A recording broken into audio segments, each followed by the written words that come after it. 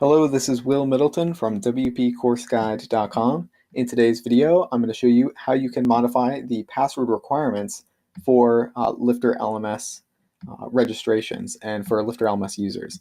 So we can start out by heading to the LifterLMS settings.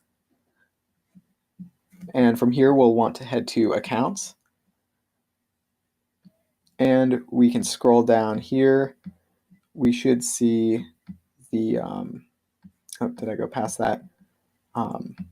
Yep, there it is. The general information fields, we can see password strength here, and we can opt to add a password strength meter if we'd like to show the students where their password's at and what the system's looking for.